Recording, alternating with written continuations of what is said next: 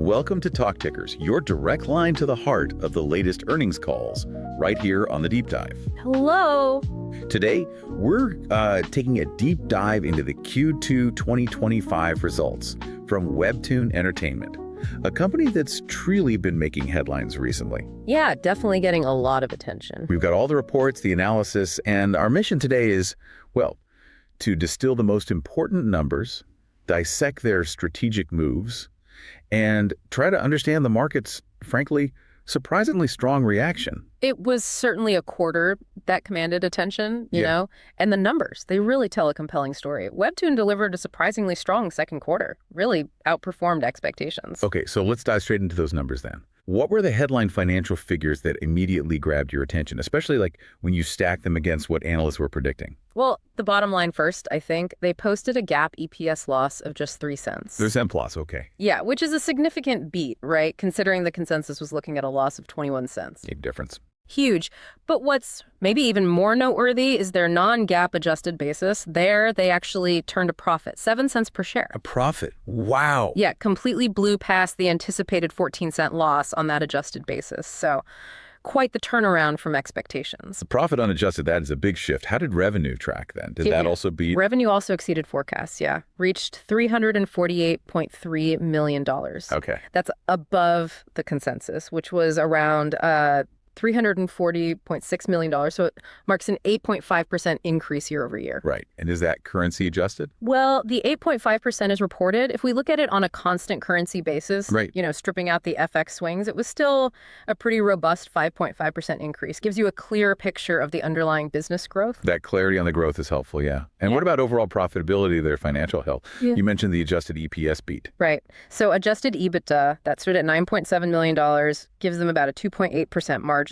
And their GAAP net loss, that also improved dramatically, narrowed to just $3.9 million, which is, I mean, compare that to a hefty $76.6 million loss in the prior year. Massive improvement. It really is. And crucially, their balance sheet looks strong. They're sitting on about $581.5 million in cash and equivalents. And impressively, no debt. No debt. Wow. Yeah. That financial strength, it really underpins these performance beats, you know, gives them flexibility. Clearly a solid foundation there. And the market's initial read on all this, you said it was strong. Oh, remarkable optimism. The market reaction was very positive. It signals strong investor confidence, I think, not just in these immediate results, but also in the strategic announcements that came along with them. Okay, let's unpack that further then. When we talk about revenue, that 5.5% constant currency growth, was it concentrated in one area, or were we seeing strength across the board? That's what's fascinating here, really. The growth wasn't just in one spot, it was broad-based. Came from all three primary revenue streams. All three, okay. Yeah, which suggests, you know, a healthy, diversified business model, not reliant on just one thing. Let's break those down, starting with paid content. That's the biggest piece, right? It is. Paid content saw an increase of 5.4%, it's reported, or about 2.0% on that constant currency basis. Hit $274.9 million. Okay. Where did that growth come from, mainly? This was largely driven by continued strength in Japan, actually, even though they saw some declines in Korea and the rest of world regions. But here's the interesting part. Beyond just the headline number, average revenue per paying user, ARPO, on a constant currency basis, was actually up a healthy 7.4%. Ah, so even if user numbers wobble in some places, the paying users are spending more. Exactly. It tells us that the users who are paying are generating more value, so their monetization seems to be working better, or users are finding more value, maybe both. That's a key insight. Speaks of the value users see. Okay, how did their advertising revenue fare? Advertising delivered an impressive 11.9% reported increase, or 10.2% constant currency. Reached $45.2 million. Also strong growth then. Yeah, Korea and Japan were the strong performers there. Though, we should probably note, the rest of world segment was impacted a bit by some issues with Wattpad. We can maybe circle back to that. Okay, we'll flag Wattpad. So paid content, advertising, both showing solid performance.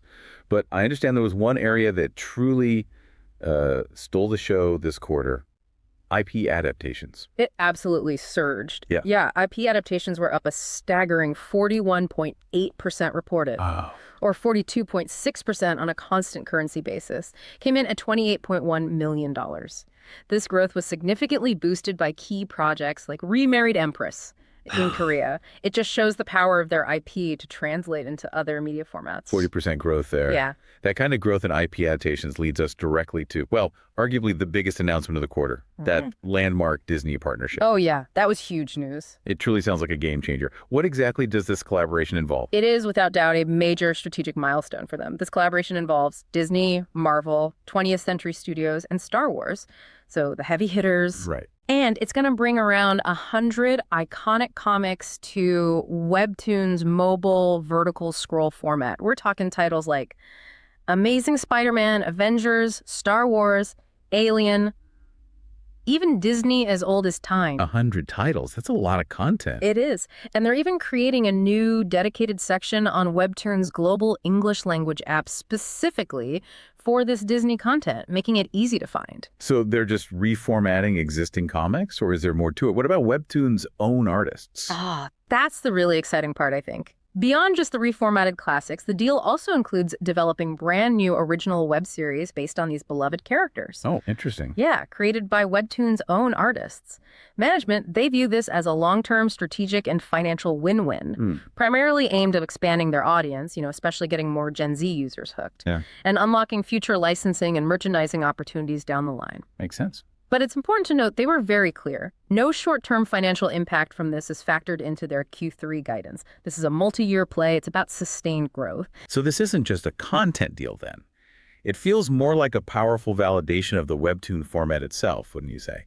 As like a mainstream entertainment vehicle. I think that's exactly right. It elevates the perception of Webtoons, shows they're a legitimate, highly adaptable source of IP. Could it pave the way for similar deals, do you think? Maybe with other big IP holders? It certainly could. What's also compelling is how management sees this fitting in. They view the Disney partnership as highly complementary to Webtoon's existing creator ecosystem, their UGC roots. Complementary. How so? Well, the idea is these big established IPs like Spider-Man, they attract new users to the platform. Then, through recommendation features, those users will hopefully discover Webtoon originals, the stuff from their own creators. The discovery engine. Exactly. And the deal even allows Webtoon's own creators to develop new storylines using Disney IP. So it's blending their community strength with these massive global franchises. That is a smart way to bridge those two worlds. Offer the familiar, but also guide people to the new original stuff. Okay, let's shift gears slightly. Enhancing user engagement, the platform experience itself, particularly for the crucial English language app. What are they doing there? They're continuing to invest heavily in product updates for the English app. Makes sense. Huge growth potential there. Like what kind of updates? Key things include a new onboarding process where users can input their preferences right away, a revamped home tab, a new search tab, and this new and hot feature. It uses kind of trailer-like videos for trending titles. It's all about improving content discovery, making it easier, more engaging for users to find stuff they'll love. Trailer-like videos. Interesting. And they're not just sticking to static comics anymore, right? I heard something about video episodes. That's right. Yeah, the company is launching these video episodes. They're like 5-minute voice-acted short-form video adaptations of their top original series. 5 minutes, okay. Aimed at Gen Z. Specifically designed to capture Gen Z attention. That audience, as we know, is super comfortable with short-form video, TikTok, Reels, etc. Makes sense to meet them where they are. Are these efforts working? Seems like it. These efforts combined have already contributed to a pretty notable 19% increase in English webcomic app monthly active users MAU for 3 consecutive quarters. 19% MAU growth 3 quarters running. That is impressive. Shows the investments are paying off already. Definitely positive momentum there. Okay, speaking of investments, let's look ahead. The Q3 FY 2025 outlook. The revenue guidance looks strong, but the profit outlook seemed a bit more conservative. What's going on there? You're right about that. For Q3, Webtoon expects revenue in a strong range, $380 million to $390 million. That represents constant currency growth of like 9.4% to 12.2%, so continued top-line momentum. Okay, that sounds good. But the adjusted EBITDA guidance is more conservative, projected between just $2 million and $7 million, which translates to a pretty thin margin, 0.5% to 1.8%. Quite a drop in margin guidance. So what's management's rationale? Is this a sign of weakness, or is there something else happening? Not weakness, according to management. They frame it very much as a deliberate strategic decision.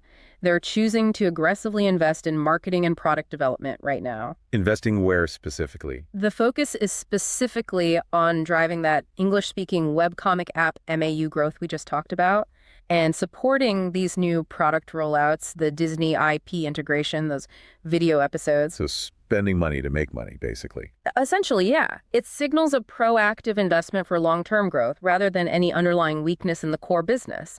They're sacrificing some near-term profit to build future value. That's the story they're telling. That's a crucial distinction for anyone listening, for investors to grasp. Okay, but look, it wasn't all smooth sailing, was it? Were there any challenges or regional nuances that came up on the call? Yes, there were definitely some headwinds mentioned. Global MAUs overall declined by 7.6% year over year. Ouch. Where did that decline come from? Primarily due to impacts in Korea and that rest of world or RW region. And Wattpad. You mentioned Wattpad earlier. Seems like that's connected. Wattpad was indeed the single biggest contributor to that global MAU decline, yeah. It's been hit by a couple of things. Government bans in certain countries. Right. One significant ban is actually expected to lap in Q3, so that headwind might ease. But also, they did a security upgrade that apparently impacted search engine indexing. Ah, SEO issues. Exactly. So pages weren't getting crawled properly, leading to lingering MAU effects as things slowly get reindexed. Okay, so given these challenges with Wattpad's MAUs, what is its strategic role now? Is it still seen as a valuable asset? I know it doesn't drive much revenue directly. That's true. It's not a big revenue driver currently. Yeah. But management was clear.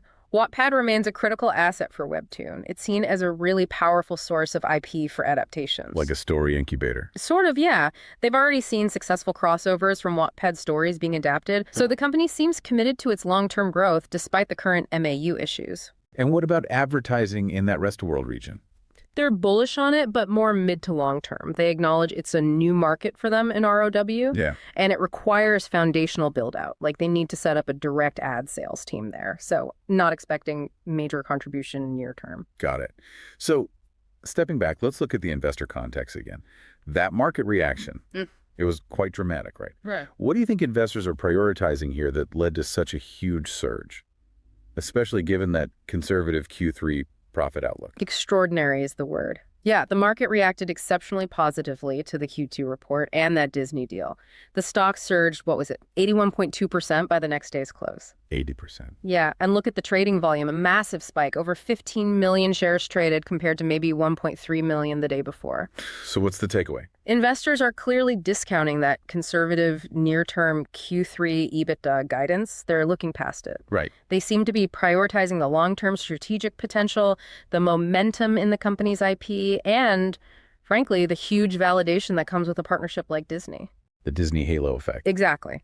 And analyst sentiment has, predictably flipped. Very bullish now. Lots of firms raising target prices, issuing outperform ratings.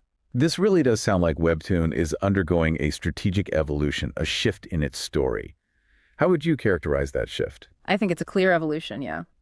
This strong market endorsement, it aligns perfectly with Webtoon's changing strategy. They seem to be shifting from primarily being, a user-generated content UGC and serialization leader Right, their roots. to becoming a more diversified IP-rich entertainment platform, focused on monetizing better on the platform, adapting IP off-platform, and innovating with new formats like those video episodes.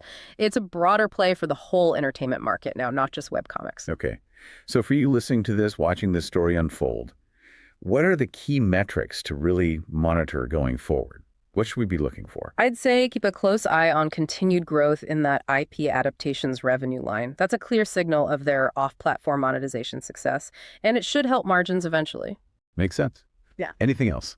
Also, definitely track the performance of these new product initiatives. How are the video episodes doing? How is the Disney content integrating and engaging users? These are crucial for deepening engagement and user acquisition, especially in those key English-speaking markets where they're investing so much. Got it.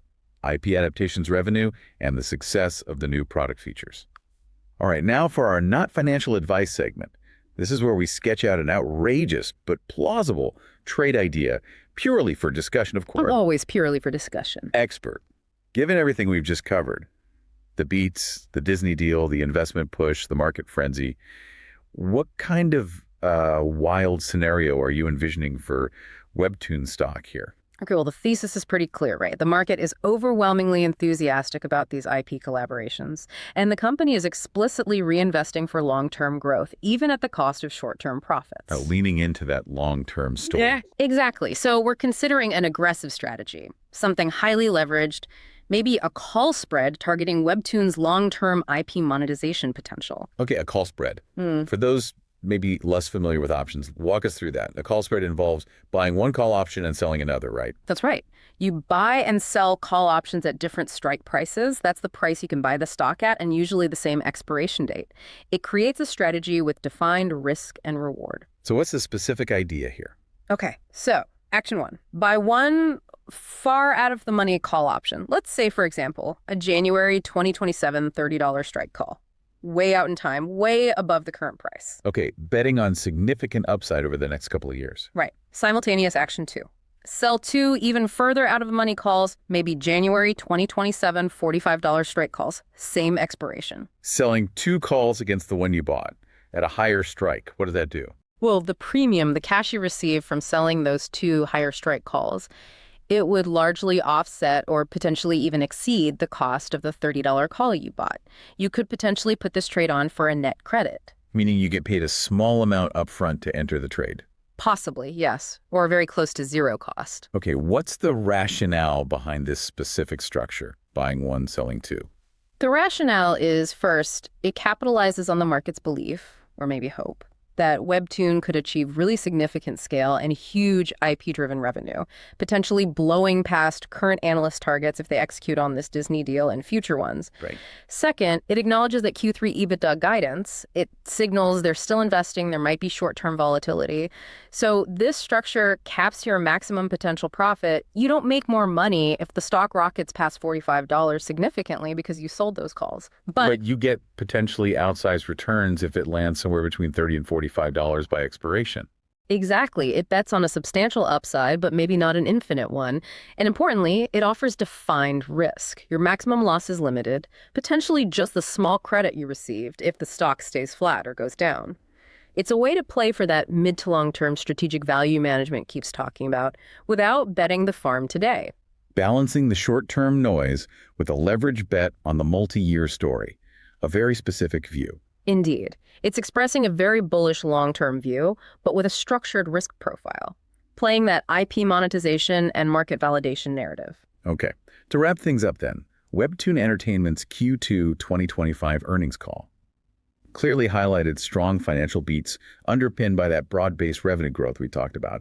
And of course, that truly monumental partnership with Disney. Yeah, the Disney deal is the headline grabber for sure. And while that near-term profitability guidance points to continued strategic investment and growth, maybe some bumps along the way, the market reaction shows investors have clearly embraced the long-term vision.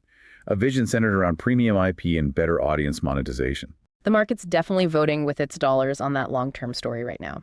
As always, though, remember that these discussions are purely for informational purposes. None of this should be considered financial advice. Absolutely. We strongly encourage all you listeners to conduct your own thorough research, maybe dig into the filings yourself, and consult with a qualified financial professional before making any investment decisions. Definitely do your own homework. Thank you for tuning in to Talk Tickers right here on The Deep Dive. What stands out to you from Webtoon's latest quarter, and how do you see their strategy evolving from here? Lots to think about. Until next time.